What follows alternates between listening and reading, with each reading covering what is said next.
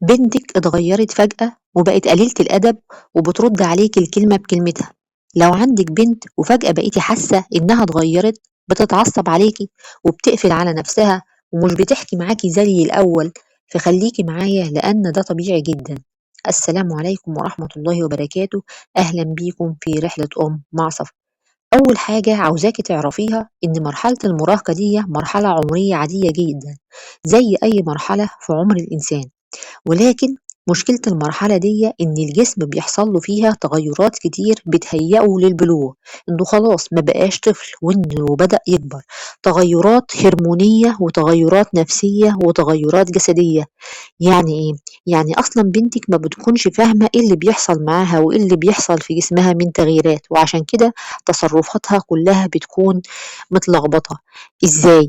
أوقات مثلا بتكون هادية وهي بتكلمك وفجأة تبص تلاقيها انفعلت فجأة، أو خدت رد فعل مش طبيعي على موقف معين وانتي مش مصدقة اللي هي بتعمله، وبتفسري ده على إنه قلة أدب.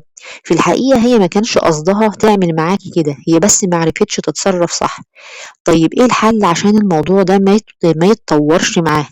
حاولي ما ترديش عليها بعصبية وانتي تسمعيها وتحاولي تراجعيها. حاولي تكوني صاحبتها على قد ما تقدري. أوقات مثلا هتلاقيها تقعد معاكي تقعد تتكلم على أصحابها وتقارن نفسها بيهم.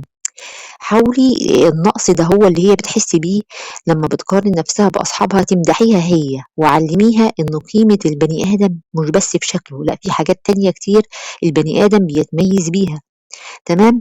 أما بقى لو لقيتي بنتك عنيدة معاكي وبترد عليكي الكلمة بكلمتها، معلش انتي محتاجاكي تصبري شوية وما تتعصبيش عليها.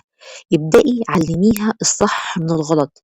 لازم تفهمي ان المرحلة اللي بنتك بتمر بيها دي محتاجة ان انتي تكوني قريبة منها جدا عشان ما تخسريهاش.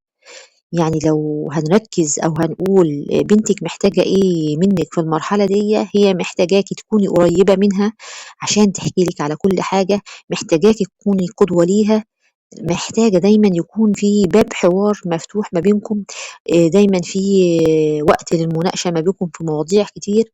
خليكي دايما سند ودعم ليها عشان ما تروحش لغيرك وتدور على حد يكون دعم ليها غيرك. بنتك في المرحلة دي محتاجة حبك أكتر من أي وقت. لو عرفتي تكسبيها في الوقت ده هو هتكوني كسبت صاحبة ليكي طول العمر. قوليلي في التعليقات ايه أكتر مشكلة بتواجهك مع بنتك. ولو الفيديو عجبك ما تنسيش تعملي لايك وشير وتشاركي الفيديو مع أمهات تانية كتير محتاجين يسمعوا الكلام ده. والسلام عليكم.